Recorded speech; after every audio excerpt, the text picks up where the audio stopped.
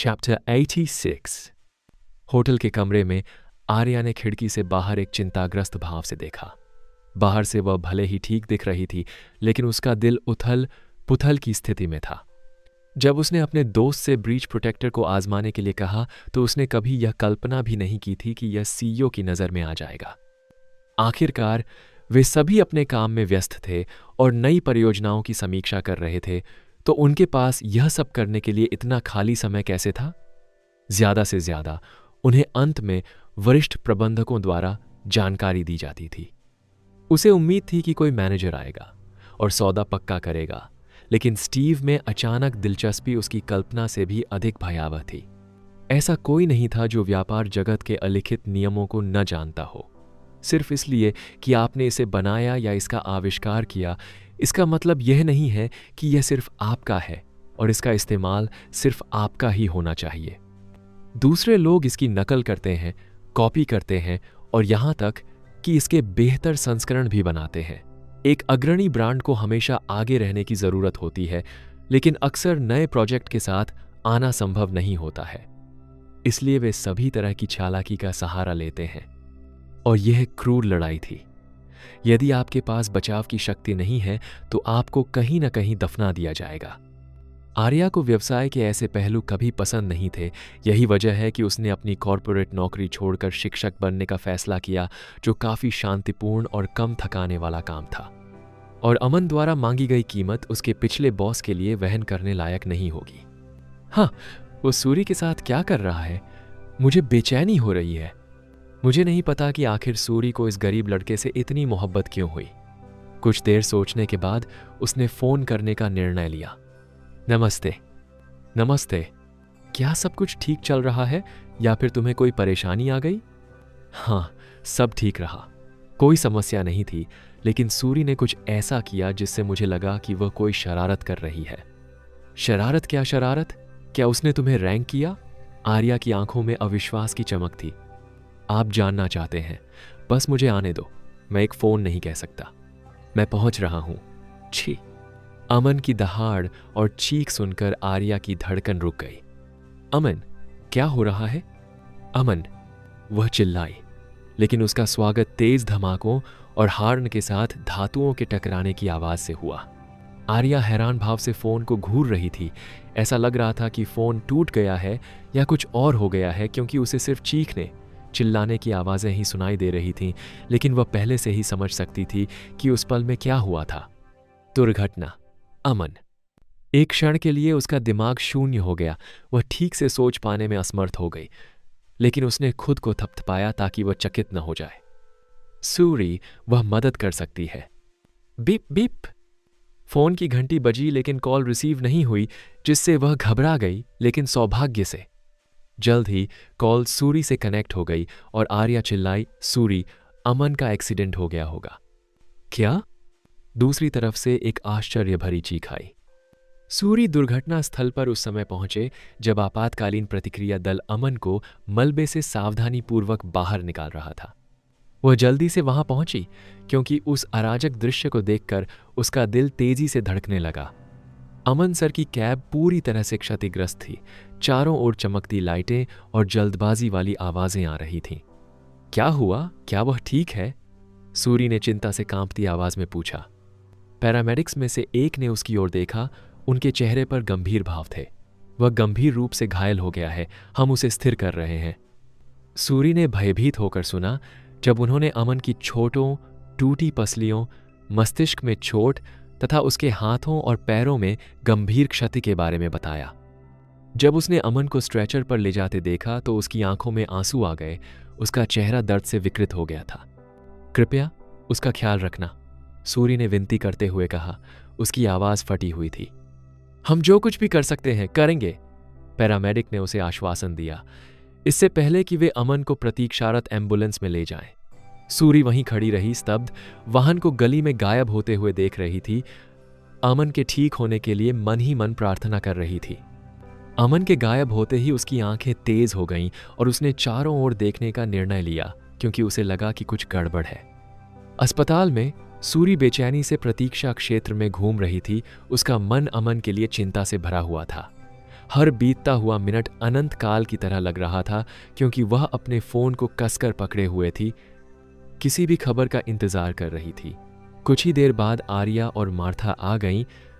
उनके चेहरे चिंता से भरे हुए थे, क्योंकि वे सूरी की ओर तेजी से बढ़ रही थीं।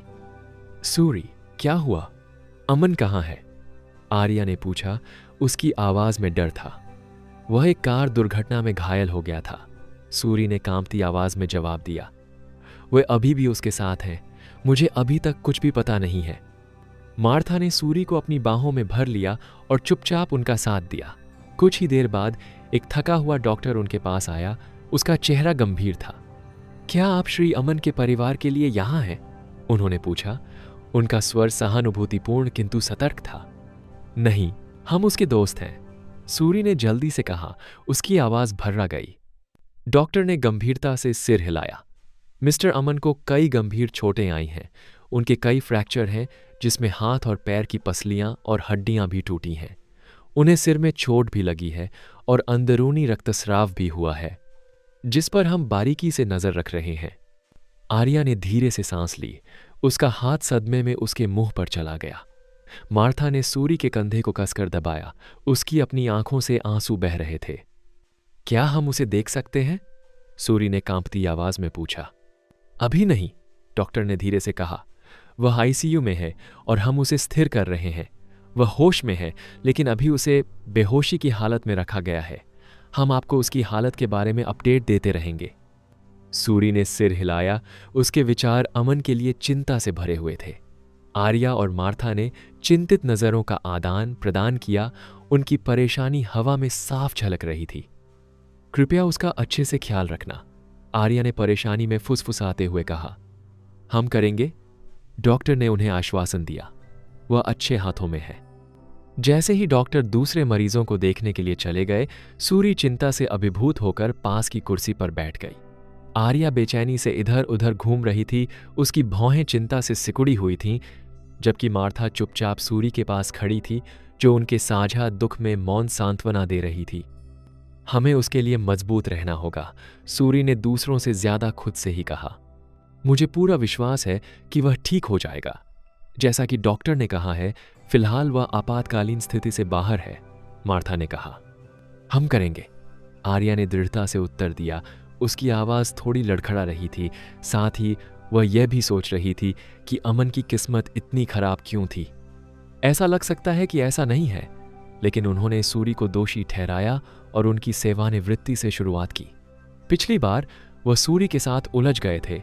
छत से गिरकर उनका एक्सीडेंट हुआ था, और अब जब वह फिर से मिले तो एक और एक्सीडेंट हो गया। सूरी ने आर्या के जटिल चेहरे से उसके विचारों को समझ लिया। दुहक की बात यह है कि उसके पास मना करने के लिए कोई शब्द नहीं थे। वास्तव में उसे और भी अधिक दोषी महसूस हुआ, और उसने मार्था की ओर देखा, जो आश्चर्यचकित और चिंतित दोनों दिख रही थी। बिना कुछ कहे सूरी ने धीरे से लेकिन दृढ़ता से मार्था को एक तरफ खींच लिया। जब सूरी ने उसे अस्पताल के कमरे से बाहर निकाला तो मार्था की आंखें आश्चर्य से चौड़ी हो गईं।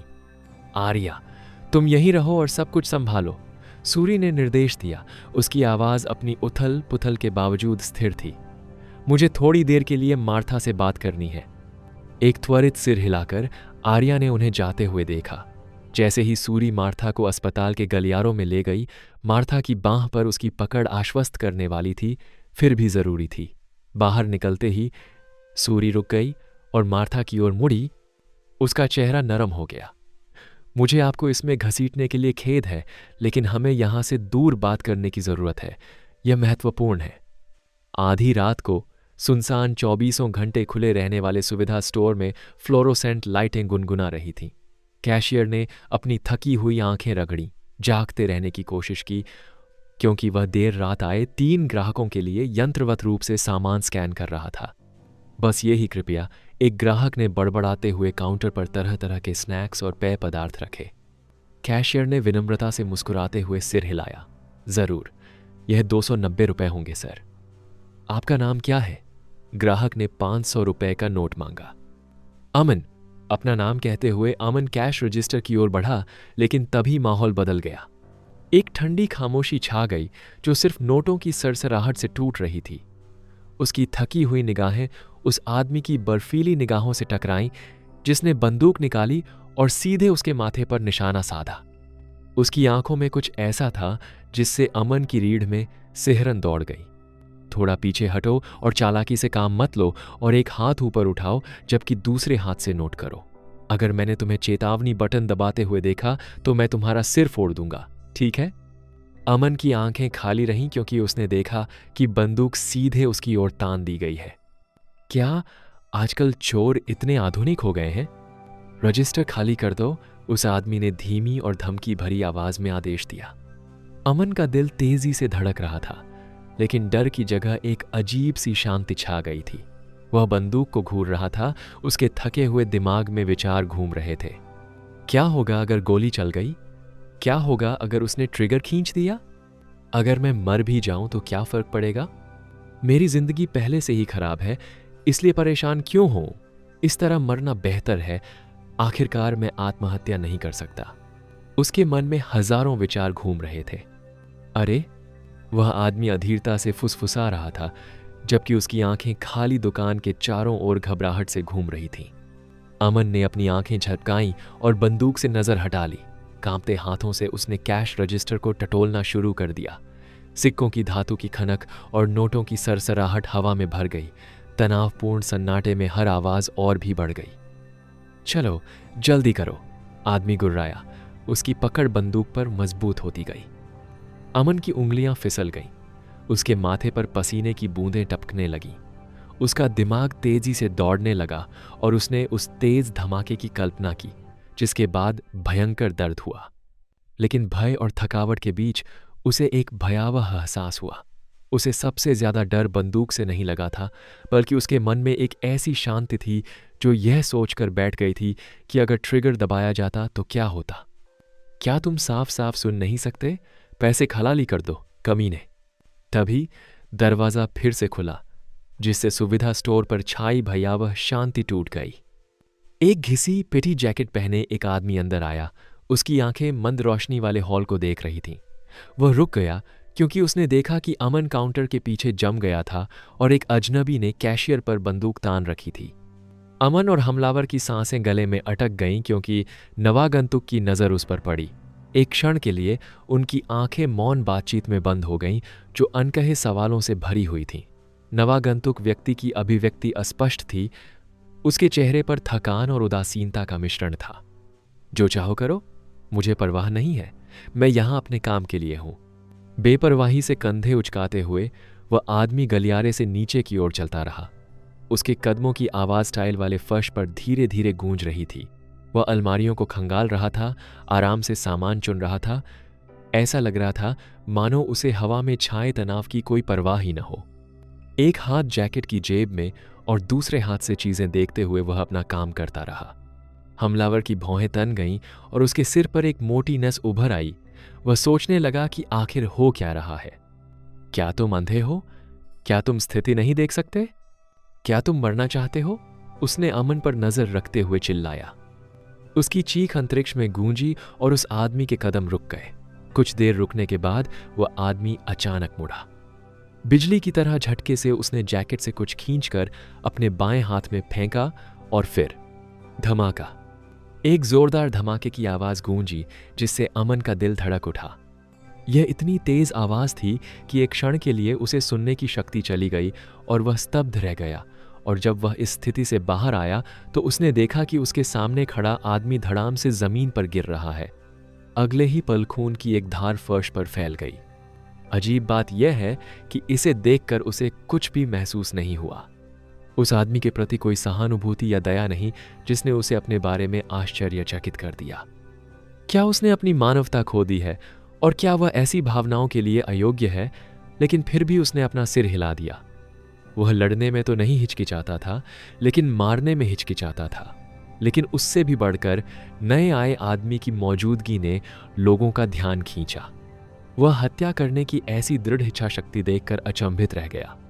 फिर उस आदमी ने उस पर कैमरा तान दिया और मुस्कुराते हुए बोला, सीसीटीवी कैमरा बंद कर दो। हाँ, मुझे दोहराने के लिए मजबूर मत करो। यह पहले ही पर्याप्त रूप से रिकॉर्ड किया जा चुका है, इसलिए आप पर कोई अपराध का आरोप नहीं लगाया जा सकता। यद्यपि यह किसी कारणवश धमकी जैसा लग रहा था, अमन को लगा कि अब वह सुरक्षित है। इसलिए उन्होंने कैमरे बंद करने का निर्णय लिया। इस बीच वह आदमी भावशून्य भाव से पास आया। उसने लाश के ऊपर से कदम रखा और गिरी हुई बंदूक उठा ली। इस आदमी के पास बंदूक हो सकती है, लेकिन इसके इस्तेमाल की हिम्मत नहीं है। धमकी देने और मारने के मामले में वह बिल्कुल नौसिखिया है। उस आदमी ने कहा कि उसे बंद कमरे में ले जाया जाए। अमन के हाथ कांप रहे थे जब उसने देखा कि वह आदमी उसके करीब आ रहा है। हर कदम उसके कानों में ढोल की थाप की तरह गूंज रहा था। वह कुछ पल पहले की बंदूक की छवि को मिटा नहीं पा रहा था। किसी कारण से उस आदमी की मुस्कुराहट ने उसे एक अजीब सी अनुभूति दी, जो उस क्षण से अतुलनीय थी जब किसी दूसरी बंदूक ने उस पर बंदूक तान दी थी।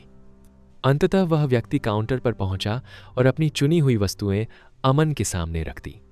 लेकिन जैसे ही वह आदमी उस चीज को काउंटर पर ले गया, अमन उसे देखकर लगभग अपनी जगह पर ही फिसल गया।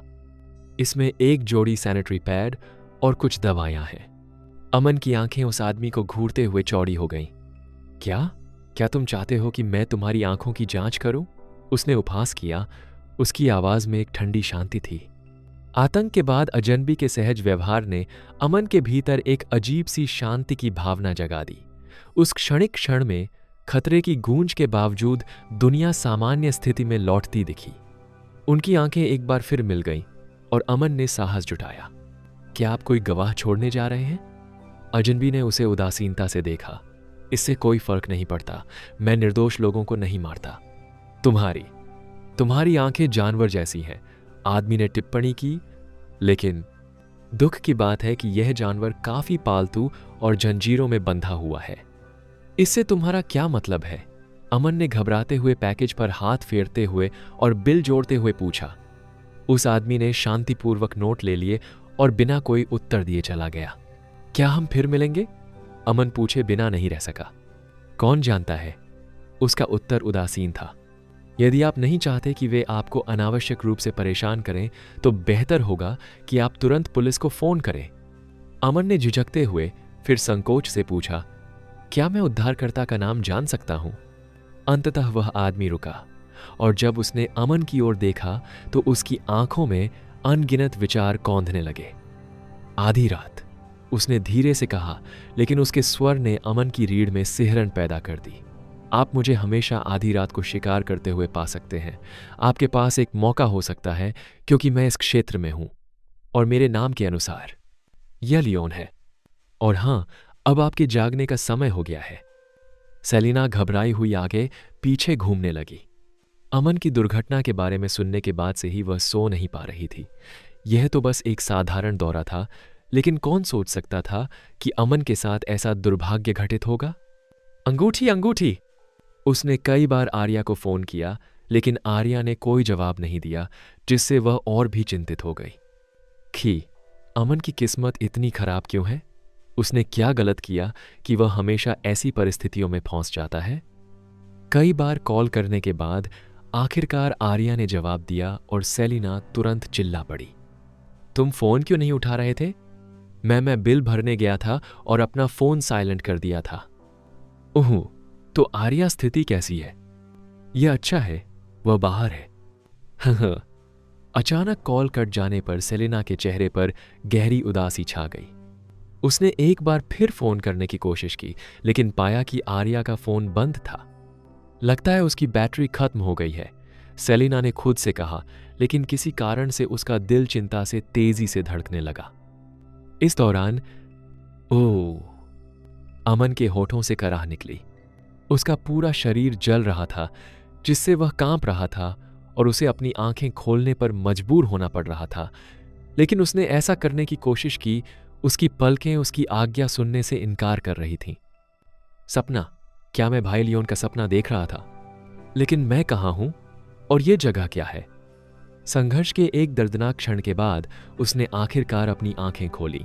अचानक प्रकाश के प्रवाह ने उसकी आंखों को अंधा कर दिया, जिससे उसे फिर से उन्हें बंद करना पड़ा।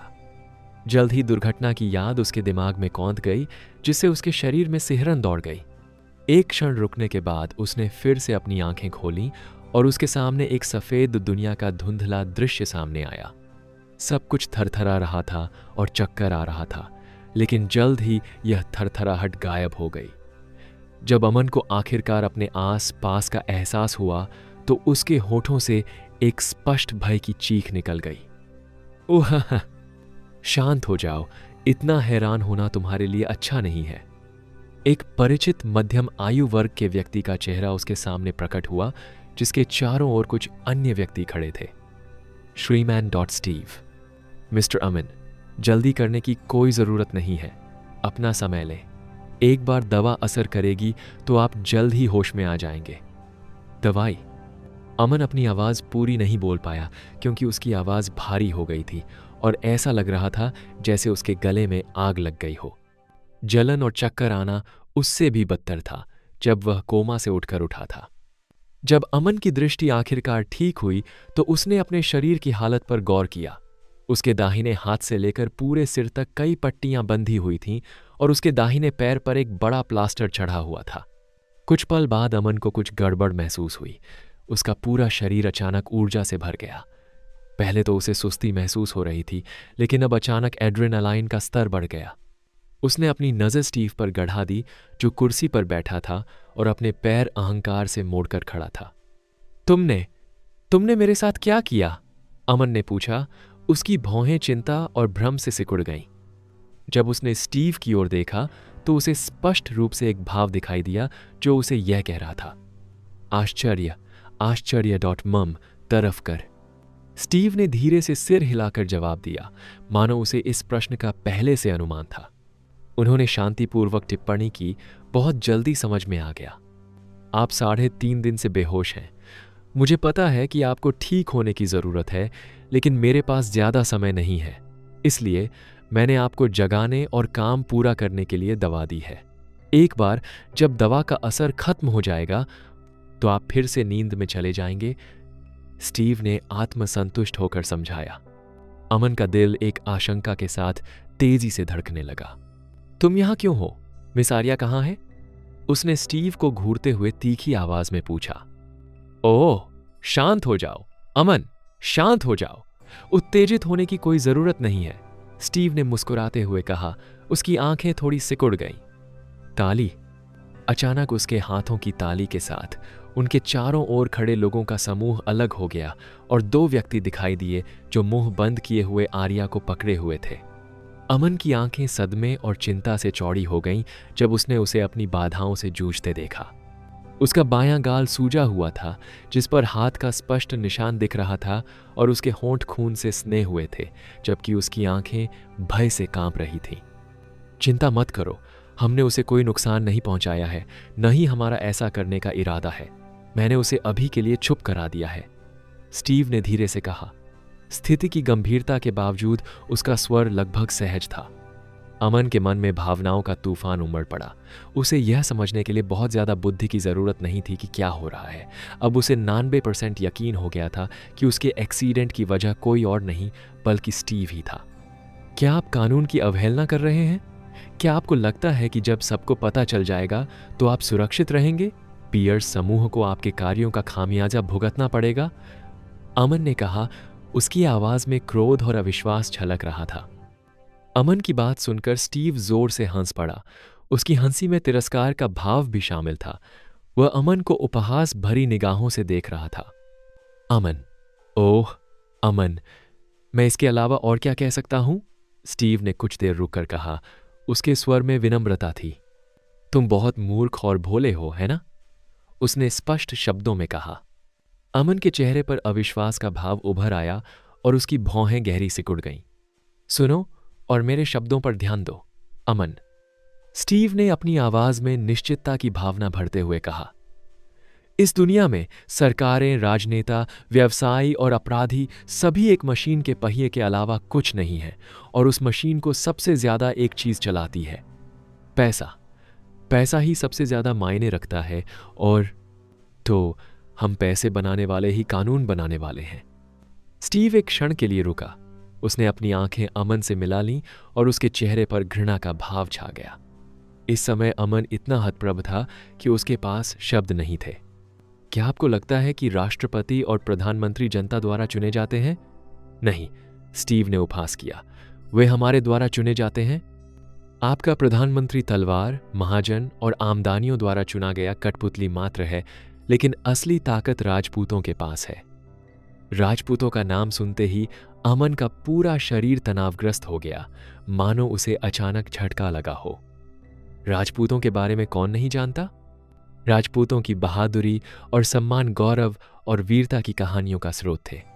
पुराने दिनों के शाही परिवार अब भले ही सुर्खियों में न हो, लेकिन वे अभी भी छाया से सब कुछ नियंत्रित करते हैं।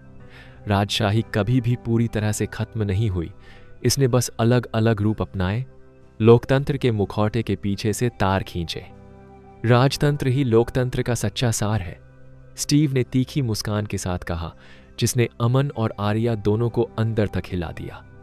यह हमेशा से रहा है और हमेशा रहेगा। मार्था ग्रीन रूम में आलीशान सोफे पर पीठ टिकाकर अपने टैबलेट पर शूटिंग शेड्यूल देख रही थी। उसने सूरी की तरफ देखा, जो उसके सामने बैठी थी और खिड़की से बाहर खाली नजरों से देख रही थी। अरे सूरी, मार्था ने पुकारा, उसकी आवाज उत्साह से भरी हुई थी। तुम्हें यकीन नहीं होगा कि इस महीने तुम्हारा शेड्यूल कितना व्यस्त है। हमें सोमवार और मंगलवार को नए परफ्यूम कैंपेन के विज्ञापन करने हैं और फिर बुधवार को फैशन मैगजीन के लिए फोटोशूट का पूरा दिन है। सूरी ने धीरे से अपना सिर मार्था की ओर घुमाया और अपने मैनेजर के शब्दों को समझते हुए ध्यानहीनता से सिर हिलाया, लेकिन उसकी आंखें एकाग्र नहीं थीं। वह अपने विचारों में खोई हुई थी। और गुरुवार को, मार्था ने उत्साह से कहा, आप डिजाइनर के नए संग्रह के लिए शूटिंग करेंगे। वे सिर्फ इसके लिए लवलिया से आ रहे हैं। मार्था जब हर आने वाले शूट के बारे में बता रही थी तो सूरी की भौहें थोड़ी सिकुड़ रही थीं, उसके होंठ सिकुड़ रहे थे, जैसे कि वह अपने मन में किसी गहरी बात से जूझ रही हो। वह अपने बालों के एक बिखरे हुए लट से खेल रही थी। उसकी नज़र अभी भी खिड़की के बाहर किसी दूर के बिंदु पर टिकी हुई थी और फिर उसने मार्था को एक अजीब नज़र से देखा। मार्था एक क्षण के लिए कांप उठी। उसे एक अजीब सी अनुभूति हुई। सूरी? मार्था ने अपनी सहेली के विचलित व्यवहार को देखते हुए धीरे से पूछा, क्या तुम ठीक हो? तुम थोड़ी कहीं और हो? सूरी ने धीरे से पलकें झपकाईं और फिर से मार्था पर ध्यान केंद्रित किया और हल्की मुस्कान बिखेरी। ओह सॉरी मार्था, बस मैं कुछ सोच रहा था। शेड्यूल बहुत व्यस्त है। मार्था ने अपना टैबलेट कॉफी टेबल पर रखते हुए हल्के से हंसते हुए कहा, हाँ, लेकिन ये हमें चौकन्ना रखता है, ये तो पक्का है। लेकिन अरे, तुम्हारे दिमाग में क्या है? सूरी की मुस्कान थोड़ी और चौड़ी हो गई। उसकी आंखों में गर्मजोशी की झलक लौट आई। बस कुछ बातों पर विचार कर रही हूं। मार्था ने धीरे से आह भरी और अपना टैबलेट बंद करके एक तरफ रख दिया। क्या तुम इस समय अमन के बारे में सोच रहे हो? उसने धीरे से पूछा। उसकी आवाज में चिंता झलक रही थी। सूरी के चेहरे पर एक पल के लिए भाव जम गए। उसकी आंखें अनिश्चितता से चमक उठीं। मार्था, क्या होगा अगर अमन की हालत मेरी वजह से हुई है? क्या होगा अगर रिचर्ड ही बुरे इरादे वाला है? मार्था ने हाथ बढ़ाकर सूरी की बांह पर भरोसा जताते हुए कहा, सूरी, तुमने पहले ही लोगों को इस बारे में पता लगाने के लिए भेज दिया है ना? मैं तुम्हारी चिंता समझती हूं, लेकिन मुझे लगता है कि रिचर्ड के इसमें शामिल होने की संभावना कम है। ऐसा नहीं लगता कि यह ऐसी दुश्मनी है जो इस तरह की घटना को जन्म दे। अमन शायद बदकिस्मत है कि वह दुर्घटना का शिकार हो गया। ज्यादा मत सोचो। सूरी ने धीरे से सिर हिलाया। उसका मन अभी भी विचारों से परेशान था। मुझे आशा है कि तुम सही हो मार्था। बस अभी सब कुछ बहुत अनिश्चित लग रहा है। मार्था ने सूरी की बाह को धीरे से दबाया। मुझे पता है, लेकिन हम इसका हल निकाल लेंगे। और जो भी हो, इसमें तुम अकेली नहीं हो। हम सब मिलकर इससे निपट लेंगे। सूरी ने हल्की मुस्कान बिखेरी। मार्था के सहयोग के लिए आभारी। धन्यवाद मार्था। मैं आभारी हूं कि तुम यहां मेरे लिए खड़ी हो। तभी सूरी का फोन बजा और नंबर देखकर उसने तुरंत फोन उठा लिया। क्या हुआ? क्या अमन जाग गया? मिस, वह है। किसी अन्य व्यक्ति की आवाज सुनकर असहज महसूस करते हुए सूरी घबरा गई। क्या हुआ? हमने उस पर नजर रखने के लिए जो 2 लोग भेजे थे, वे मारे गए। एक क्षण के लिए वहां जानलेवा सन्नाटा छा गया, लेकिन अगले ही क्षण सूरी से निकलती जानलेवा ठंड को देखकर मार्था का पूरा शरीर कांप उठा। पियर्स के सीईओ और सह संस्थापक के रूप में राजनीति में मेरा बहुत अच्छा संबंध है। मेरे हाथ और पैर आपकी छोटी बुद्धि की कल्पना से भी कहीं आगे तक फैले हुए हैं। अमन की सांसें भारी हो गईं, उसके नथुने बढ़ते क्रोध से फड़कने लगे। क्यों? तुम मुझे क्यों मारना चाहते हो? अमन की आवाज गहरे गुस्से से थोड़ी कांप उठी। उस समय उन्होंने अपनी उमड़ती भावनाओं को नियंत्रित करने के लिए कड़ी मशक्कत की। यह सुनकर स्टीव ने धीरे से अपना सिर हिलाया। उसके हाव भाव में झूठी गंभीरता झलक रही थी, जबकि उसकी आंखें ठंडी और गणनापूर्ण बनी रहीं। कुछ गलतफहमी है अमन, दुर्घटना के पीछे मैं नहीं हूं। मैं तुम्हें नुकसान पहुंचाने का कोई बुरा इरादा नहीं रखता। क्या तुम मजाक कर रहे हो? तुम्हारे पास मुझे मारने की शक्ति पहले से ही है, तो झूठ क्यों बोल रहे हो? अमन की आंखों में गुस्सा चमक उठा। स्टीव के होठों पर एक टेढ़ी मुस्कान आ गई और उसकी निगाहें लालची और भयावह हो गईं। यदि तुम मुझे मारना नहीं चाहते तो फिर तुम यहां क्यों हो? अमन ने पूछा। ऐसा इसलिए क्योंकि मुझे ब्रीच प्रोटेक्टर की जरूरत है। उल्लंघन रक्षक। आपने सही सुना, मैं ब्रीच प्रोटेक्टर के लिए यहां हूं। जैसा कि आपने कहा, यह एक बेहद उपयोगी चीज है जो $1 ट्रिलियन फर्म की नींव रखने में मदद कर सकती है। मैं ऐसा अवसर कैसे छोड़ सकता हूं? स्टीव की मुस्कान चौड़ी हो गई, जिससे उसके दांत दिखने लगे, जबकि उसकी आंखें ठंडी रहीं। शुरू में मैंने एक सौदा करने की योजना बनाई थी, लेकिन सौभाग्य से मेरे लिए और आपके लिए दुर्भाग्य से मुझे दुर्घटना के बारे में पता चला। इसलिए मैंने लोहा गर्म होने पर ही वार करने का फैसला किया। क्या एक व्यवसायी का असली गुण हर अवसर को भुनाना नहीं है? स्टीव की नजर गणनात्मक और शिकारी थी। अमन का चेहरा और भी गहरा हो गया। उसकी आंखें बर्फ के टुकड़ों में बदल गईं। क्या तुम सच में मुझे मजबूर कर सकते हो? अगर मैं मारा गया तो तुम निश्चित रूप से मुसीबत में पड़ जाओगे। भले ही तुम्हारे पास ब्रीच प्रोटेक्टर हो, मैं तुम पर मुकदमा कर सकता हूं। पफ्तत्त। स्टीव जोर से हंसने लगा। उसका चेहरा एक विचित्र मनोरंजन से चमक रहा था। युवक, क्या तुम वह भाषण भूल गए जो मैंने अभी दिया था? मुकदमे और ऐसी चीजें काम नहीं आएंगी। और अगर तुम मुझे बेदखल करने में कामयाब भी हो गए तो क्या? मुझे बस इतना करना है कि पद से हट जाओ और अपने सेवानिवृत्त जीवन का आनंद लो। उसके चेहरे पर एक अजीब सी मुस्कान फैल गई। उसकी आंखों में गहरी संतुष्टि की चमक थी। राष्ट्रपति के चुनाव में मेरा भी हाथ था, क्योंकि मैंने पार्टी के लिए बहुत सारा फंड मुहैया कराया था। इसलिए बस मुझे ब्रीच प्रोटेक्टर दे दो, वरना। स्टीव की बात बीच में ही रुक गई जब अमन के पास खड़े आदमी ने बंदूक निकाली और सीधे उसके सिर पर तान दी। बंदूक की नाल को घूरते हुए अमन का चेहरा अत्यंत शांत बना रहा, जो खतरे के बिल्कुल विपरीत था। जैसे ही उसने थूथन को देखा, उसके मन में सपनों का परिचित दृश्य घूमने लगा, और उन सपनों की तरह अमन शांत रहा। अगर मैं ऐसा न करूं तो क्या होगा? अमन ने चुनौती दी। मैं उसे भी मार डालूंगा। स्टीव की आवाज ठंडी थी जब उसने आर्या पर बंदूक तान दी। उसके होठों पर एक मुस्कुराहट खेल रही थी। अमन की आंखें धुंधली हो गईं और उसने कोई बहाना बनाने का निर्णय लिया। मेरे पास पूरा सोर्स कोड नहीं है, यह घर पर है। झूठ बोलना बंद करो बच्चे, मुझे पता है कि ये तुम्हारे पास है। आर्या ने पहले ही सब कुछ बता दिया है। मैं तुम्हारा लैपटॉप भी ले आया हूं। स्टीव गुस्से में चिल्लाया। उसका धैर्य जवाब दे रहा था। आह! अमन ने जोर से सांस ली और उसकी आंखें धुंधली हो गईं। जब उसने आर्या को देखा, उसकी नज़र गहरी उदासी से भरी हुई थी। दर्द की एक पीड़ा उसके अंदर उमड़ पड़ी, लेकिन उसने अपना संयम बनाए रखने के लिए संघर्ष किया। अमन की निगाहों को देखकर आर्या का चेहरा परेशानी से मुरझा गया। अमन की आंखों में उसके विश्वासघात का बोझ साफ दिखाई दे रहा था।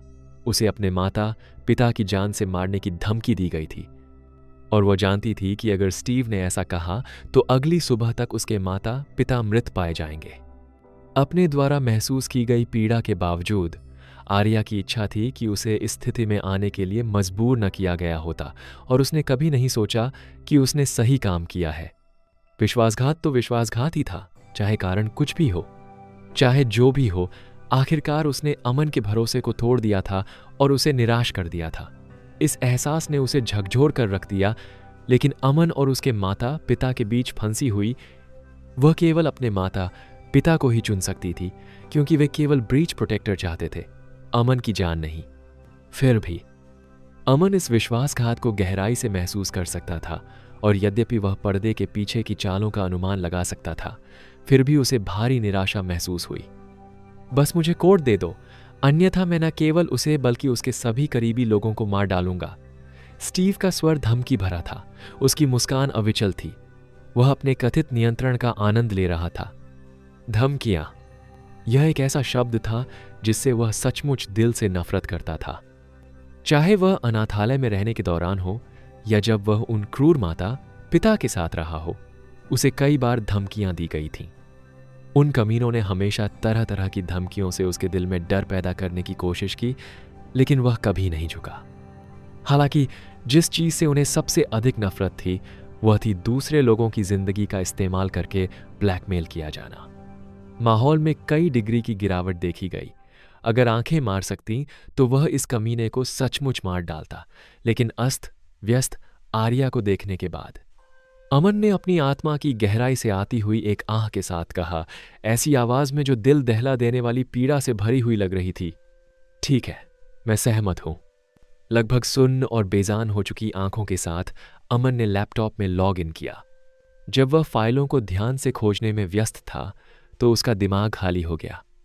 स्टीव ने इसे पाने के लिए पहले ही लोगों का इस्तेमाल किया होगा, लेकिन अमन ने कई सुरक्षा उपाय किए थे। अगर पहचान के तार गलत होते तो पूरा प्रोग्राम खुद ही नष्ट हो जाता। उन्होंने डेटा को यूएसबी में ट्रांसफर किया। चूंकि उनका दायां हाथ लगभग अपंग था, इसलिए उनकी गति काफी धीमी हो गई क्योंकि उन्हें अपने बाएं हाथ का इस्तेमाल करना पड़ा। अमन द्वारा यूएसबी सौंपने के बाद एक तीखे जबड़े और पैनी निगाहों वाले व्यक्ति ने इसे लिया और दूसरे लैपटॉप में प्लग कर दिया। फिर उसने कीबोर्ड पर तेजी से टैप किया। उसकी उंगलियां कुंजियों पर तेजी से चल रही थीं। उस व्यक्ति ने ब्रीच प्रोटेक्टर खोला और उसके साथ प्रयोग करना शुरू कर दिया, जैसे यह सुनिश्चित करना चाहता हो कि सब कुछ ठीक है। अमन ने एक बात नोटिस की, भीड़ और बाहर कुछ गार्डों की मौजूदगी के बावजूद अस्पताल से कोई प्रतिक्रिया नहीं आई, जबकि वे काफी देर से वहां थे। ऐसा लग रहा था जैसे वे स्थिति को नजरअंदाज कर रहे थे और यह खत्म नहीं हुआ था। स्टीवन ने एक दस्तावेज भी तैयार किया था और अमन को उस पर हस्ताक्षर करने के लिए मजबूर किया था। दस्तावेज के अनुसार ब्रीच प्रोटेक्टर का सारा कॉपीराइट पियर्स का होगा और अमन इसका कहीं और इस्तेमाल नहीं कर सकता। अपने टूटे हुए हाथों के बावजूद अमन को अपनी टूटी हुई लिखावट से हस्ताक्षर करने के लिए मजबूर किया गया।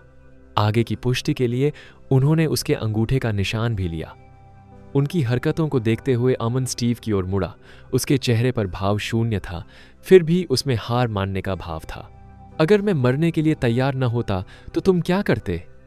आत्मविश्वास से लबरेज और होठों पर हल्की मुस्कान लिए स्टीव ने सहजता से जवाब दिया, आपको दिमागी तौर पर मृत घोषित करने और आपकी सारी चीजें जब्त करने से ज्यादा कठोर कुछ नहीं हो सकता। मेरे लोग आपके काम को तोड़कर उसकी नकल कर लेते। हम दस्तावेजों तक पहुंचने के लिए आपके फिंगरप्रिंट का इस्तेमाल करते और आपसे उन पर हस्ताक्षर करवाते और कंपनी पर कब्जा कर लेते। तो क्या अब तुम मुझे मारकर इस मुसीबत को दफनाने की योजना बना रहे हो? अमन ने नीरस आवाज में पूछा। उसकी नजर स्टीव पर टिकी थी। वह आदमी हल्के से हंसा और अमन के करीब गया और फिर धीरे से उसके कंधे पर हाथ रखा। इतनी सारी परेशानी क्यों उठानी? अमन, तुम मेरे लिए सोने की मुर्गी हो। तुमने अभी इस क्षेत्र में प्रवेश किया है और पहले ही 2 क्रांतिकारी आविष्कार कर लिए हैं। तुम भविष्य में और क्या बना सकते हो? तुम्हें मारना मानवता के लिए नुकसानदेह होगा, लेकिन मेरे इरादों को गलत मत समझिए। अगर मैं कार्रवाई न भी करूं तो कोई और जरूर करेगा। खून, खराबा और संघर्ष हमेशा से अंतहीन रहे हैं और हमेशा रहेंगे। अमन ने स्टीव की नजरों से नजरें मिलाईं और उसकी कोमल लेकिन बेचैन करने वाली मुस्कान को देखा, जिससे उस आदमी की अंतर्निहित निर्दयता का पता चल रहा था। अचानक गलियारे में जोरदार धमाके की आवाज गूंजी, जिससे स्टीव की भौहें तन गईं। उसके पीछे खड़े आदमी ने तुरंत एक कम्युनिकेटर उठाया और जरूरी खबर बताई। सर, घुसपैठियों का एक समूह हमारी सुरक्षा में सेंध लगा रहा है। उन्हें आने दो, स्टीव ने शांतिपूर्वक आदेश दिया। आदमी ने सिर हिलाया और जाने के लिए मुड़ा, लेकिन इससे पहले कि वह एक कदम भी आगे बढ़ा पाता, एक और बहरा कर देने वाली आवाज गूंजी। उसके बाद एक चीख और एक भारी धमाका हुआ।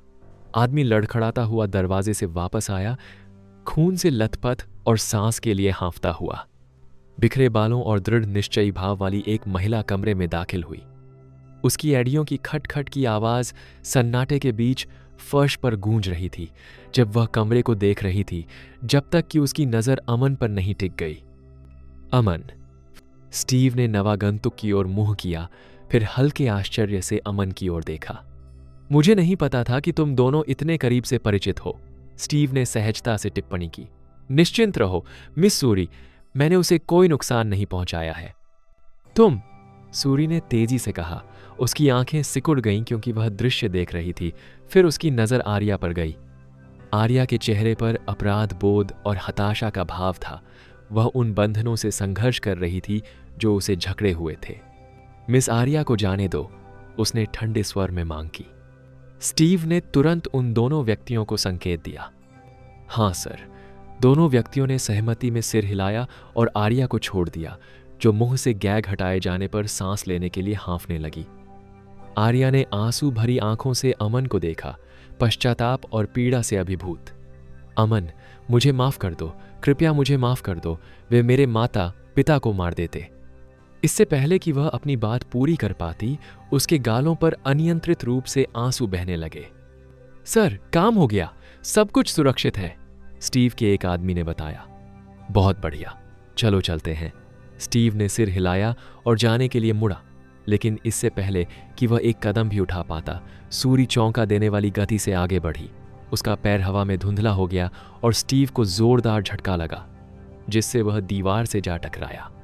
महोदय, माहौल फिर से तनावपूर्ण हो गया क्योंकि स्टीव के 4 मजबूत अंगरक्षकों ने सूरी के अप्रत्याशित हमले पर तुरंत प्रतिक्रिया व्यक्त की। पेशेवर रूप से प्रशिक्षित होने के कारण उन्होंने अलग अलग कोणों से उस पर झपट्टा मारकर तेजी से प्रतिक्रिया व्यक्त की, जिसका उद्देश्य अपनी ताकत और संख्या के बल पर उसे पराजित करना था। हालांकि सूरी उनके बीच एक बवंडर की तरह चलती थी। उसकी लड़ने की शैली तरल चाल और घातक सटीकता का मिश्रण थी। उसने बिजली की गति से पहले गार्ड के घूंसे को चकमा दिया, फिर अपना पैर नीचे की ओर घुमाया और एक झटके से उसके टखने को पकड़ लिया। अपने शरीर के एक चतुर मोड़ के साथ उसने उसे निकटतम दीवार से टकरा दिया और उस आदमी को अशक्त कर दिया, जिसने कराहते हुए कहा। इससे पहले कि दूसरा गार्ड उस तक पहुंच पाता, सूरी ने उसके हाथ पकड़ने की कोशिश को नजरअंदाज कर दिया। फिर उसने उसके सीने और गले पर तेजी से हथेलियां मारी, जिससे वह पीछे की ओर लड़खड़ा गया और दर्द से अपनी गर्दन पकड़ ली। इस बीच तीसरे गार्ड ने सूरी के सिर की ओर एक जोरदार किक मारने की कोशिश की। उसकी चाल का अंदाजा लगाते हुए वह पीछे झुक गई, बाल बाल वॉर से बचती हुई, और बिजली की गति से उसके मध्य भाग पर कई किक मारी। बाम! वह उससे टकरा गई और उसके धड़ को भी छेद दिया, जिससे वह बेहोश हो गया और फर्श पर सांस लेने के लिए हाँफने लगा। चौथा गार्ड सूरी की अप्रत्याशित गतिविधियों का आकलन करते हुए एक क्षण के लिए झिझका, लेकिन उस संक्षिप्त विराम में सूरी ने उनके बीच की दूरी को धीरे धीरे कम कर दिया और खुद को एक चक्करदार किक में झोंक दिया। उसका पैर एक व्यापक चाप में घूम गया, जो उसके धड़ से मजबूती से जुड़ गया। प्रभाव ने उसे उसके पैरों से उठा दिया और वह पास की एक मेज से जोरदार टक्कर के साथ टकराया, जिससे लकड़ी के टुकड़े हो गए और कागज बिखर गए। कुछ ही क्षणों में चारों गार्ड जमीन पर गिर पड़े, अशक्त हो गए और दर्द से कराहने लगे। सूरी कमरे के बीच में खड़ी थी और खून के प्यासे भाव से सभी को ठंडी निगाहों से देख रही थी। रुको! स्टीव, जो सूरी के शुरुआती वार से दीवार से टकरा गया था, अब आश्चर्य और अनिच्छा से प्रशंसा के मिश्रण के साथ देख रहा था। उसने खुद को सीधा किया, अपने सूट को शांत भाव से ठीक किया, जिसने उसके आश्चर्य को मुश्किल से छुपाया। मिस सूरी, बस इतना ही काफी है। सूरी ने स्टीव को भयंकर नजर से देखना बंद कर दिया। स्टीव ने अपने होठों से खून पोंछा और गार्डों की ओर देखा। उस पर हमला मत करो, चलो चलते हैं। और मिस सूरी, आप अच्छी तरह जानती हैं कि आप मुझे नहीं मार सकती, खासकर यहां, या फिर आप बेदखली और अप्रचलन का जोखिम उठाना चाहती हैं। तुम सिर्फ इसलिए जीवित हो क्योंकि उसे कोई चोट नहीं लगी है। लेकिन अगर तुमने उसे नुकसान पहुंचाने की हिम्मत की, तो मैं यह सुनिश्चित करूंगा कि तुम्हें दफन करने के लिए ताबूत और जमीन न मिले, सूरी ने ठंडे स्वर में कहा। और उसे वापस भी दे दो, मुझे पता है तुमने कुछ लिया है। स्टीव ने बोलने की हिम्मत नहीं की, क्योंकि उसे पता था कि यह बहुत संभव है कि वह एक बड़ी रकम खर्च करके उसे मार सकती है, लेकिन अंत में यह सब व्यर्थ था। स्टीव जवाबी हमला करने ही वाला था कि तभी एक साधारण लेकिन कर्कश, गंभीर आवाज गूंजी जिसने सूरी को अंदर तक हिला दिया। उसे जाने दो, उसने पहले ही डेटा को मेनफ्रेम में स्थानांतरित कर दिया था। अगर हम उसे यहीं मार भी दें तो भी कोई फर्क नहीं पड़ेगा। लेकिन उसने कोशिश की। बस करो, मेरे लिए बहुत हो गया। अमन की भावहीन आवाज सुनकर सूरी का गला रुंध गया। हालांकि अमन परिपक्व था, फिर भी उसमें कुछ बचपना था और उसकी आवाज आमतौर पर शांत होती थी। लेकिन अब वह एक ऐसे व्यक्ति की तरह लग रहा था जो या तो युद्ध का अनुभवी था या एक आत्माहीन व्यक्ति जिसने सब कुछ खो दिया था। फिर उसने आर्या की ओर देखा जो आंसू भरे भाव से विनती कर रही थी, लेकिन अमन ने अपनी नजरें हटा लीं और सूरी की ओर देखा। मैं बस शांति चाहता हूं, अगर संभव हो तो मैं अपने ही साथ अकेला रहना चाहता हूं। तो सभी लोग यहां से चले जाओ।